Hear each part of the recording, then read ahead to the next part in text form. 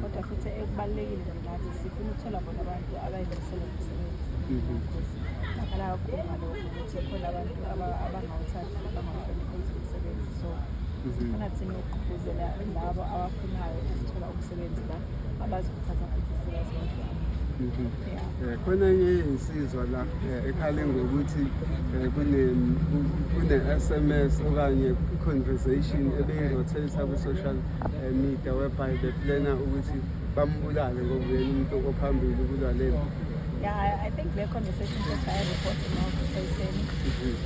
Ngagcina ukujabula khona nje into elungiswayo ngoba kwakuomunye wabantu babebese umunye wethu yabamisa bathathe ifoni bamise kumaphoyisa base bathola khona bakhole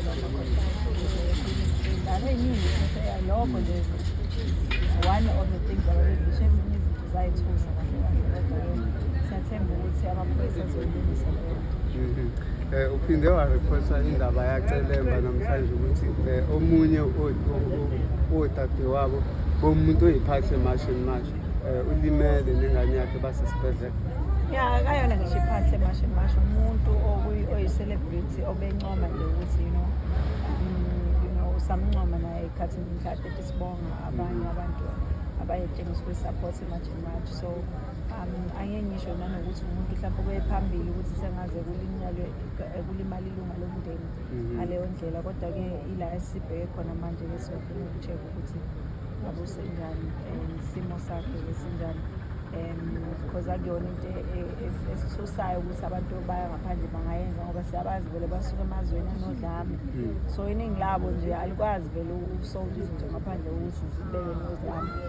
Siyazi ukuthi nabanye babo bahleli nje abalindele nodlame ngoba mhlawumbe babona ukuthi kuyadlalwa balingekho udlame. So siyathemba ukuthi amaphoyisa azogcina elungisile indaba yokubakhipha bagoduwe bema kube bangathi baqalele imikhuba le abayijwayele ngasemakubo ngoba ukubona nje ukuthi semazweni ayithandayo ngempela impi kade thina sibona abantu abathanda impi. Konke lokho sikwenza ngokomthetho futhi sifuna ukuthi umthetho uhlonishwe ngokuthi nabo bagoduke babuyele emakubo ngoba bala ezweni langemthetho. Mhlawumbe ungathi inhliziyo enhle kuma-South Africans iyona esilidele safika la sikhona. Angeke ngize ngisho njalo, ayikho into erong ukuba nenhliziyo enhle. Inkinga nje uma unohulumeni ongayithathi serious imithetho yabo. Njengoba silana nje sikhuluma ngemithetho yabekwe yibona, yabo.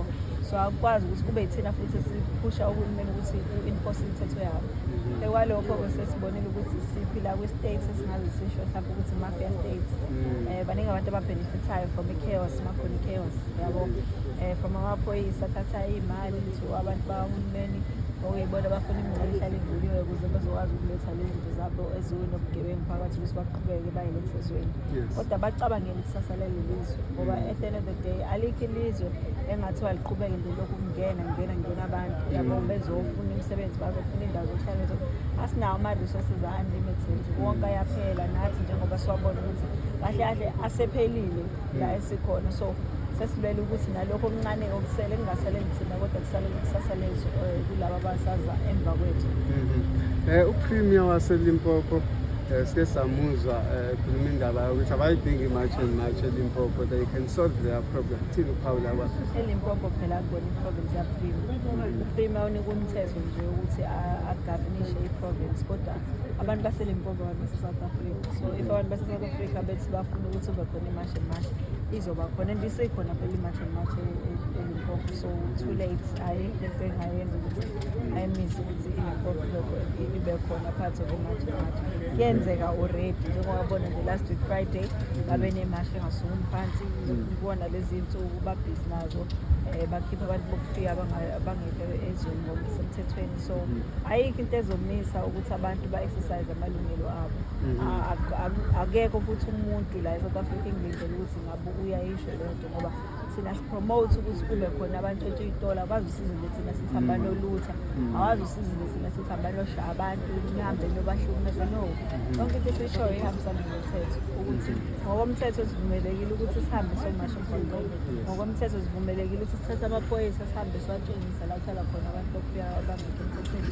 Ngokomthetho akufanele ngabe umuntu ukuthi uyasebenza ezweni i-passport ihambe igcine la. Izona zinto esiyikhulumayo thina lokho. Okunye nokunye ukuthi igebengu seyibona amathuba amathuba ukuthi acapitalize kwi-March and March.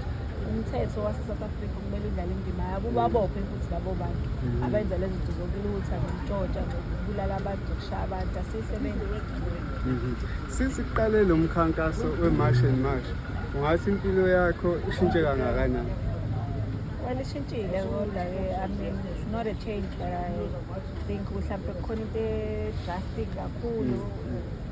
Khona ikona nje ukuthi I mean public eye kade ngaqala ukuba semehlweni abantu from kudala nje since I was very young. Ukuhlala mhlawumbe ohlalela endlini ophuma nje emakhona into engiyenzayo ube umuntu o-active you know stands up for what they believe in. Konke lokho is who I am, so I don't think ukuthi much has changed except that manje obviously seku-risky yabo sekukhona abantu aba-dangerous, abantu abangasithandi, abantu ababona ukuthi bayahluleka bona ukuthi thina sifuna ukuthi umthetho uhlonishwe. So okubuhlungu ilokho nje ukuthi abantu bonke umuntu manje useyi-victim ngoba nakho sithi sifuna kufa kumthetho yabo ngoba baningi bebhenefitha ngokuthi izwe libe yizwe nje elikamkhulu endleleni. The successes of March and March, maybe if you can point maybe 3 or 2. I wouldn't call it success and March and March, it's success for the whole country because that's what we want at the end of the day. It's from a country where laws are enforced. Mawubona abantu eGoli for example, Marble Towers bebhidlizwa into efana ngabe kade yenzeka. So it's a win for South Africans as South Africans. Baphuma ama-South Africans akuphumi abantu abayi-March and March kuphela beyomasha, kuphuma ama-South Africans, you know, befike making their voices heard, etc. And that's what we want. We want the whole country to be a properly functioning country that respects the laws, and the laws must favor the South Africans. Not the that don't favor us as the South Africans. Today sibone undabandaba uphakela umthakathi for which lesi sikhathi samgcina kumama. Mhlampe can you confirm ukuthi konke sekubuyele esimweni? Kubuyele kwamashi because I mean we had conversations, we spoke about a way forward and how things that have happened in the past have affected the movement and his movement and ours as well as ukusebenzisana. And we are hoping from now going forward because it's not about personality at the end of the day. It's not about him, it's not about me. It's about a bigger picture, and none of us is actually bigger than what is happening right now. Last question, kunensizwa esibone iboshwa was it Bedford View if I'm not mistaken, kodwa osuka e-UK obulale umkakhe nezingane zakhe eZulu. Akube siyindawo edeleleke kangaka ukuthi abantu abama-fugitives bathola indawo khosa. Well, I mean, I feel like every time these things happen, they vindicate yonke into engangisho from the start. I mean, I've been consistently saying that South Africa is home to criminals. Oh, nalo, ufuna ukubalekela ubugebengu ezwenikazi. You know, and the funny part is, the laws of the country allow that. I don't know if you know, but if you're running away from the death penalty in your country and you come to South Africa and you claim to be a refugee seeking safety from from your country, the government just lets you in, you know, and you're allowed to come here and live there. The same thing is happening right now with the fugitive lawa alethe sazini. Tholakala manje ukuthi active like South Africa. Like what kind of country is like that? Like we're just not safe. We're not safe. We're abantu batholakala ku-Interpol angasebenza ngalo. You know, there was another one that was found in Goli who was a rapist wanted in America. There's more than enough scammers from Nigeria that are in Cape Town. And I don't know, I don't know what happens to them, and I feel like when they come into power something stops functioning in their brains, because how does any normal person who's got the power to change that just sit back and not, you know? How do you think it's normal to have fugitives and people on Interpol wanted here and scammers and drug dealers and it's not a country that I think our children must live in. They need us as their parents to fight for them.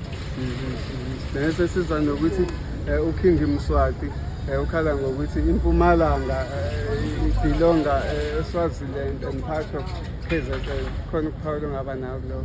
I wouldn't ngifuna ukuphawula ngathi so ngiphawula ngayo yonke into. I think those land disputes are things that the government must sort out. And you know, I think with Swaziland is like smaller than even KZN, you know. So I think those are things that they can resolve with each other and still maintain the good relationship that we have. Because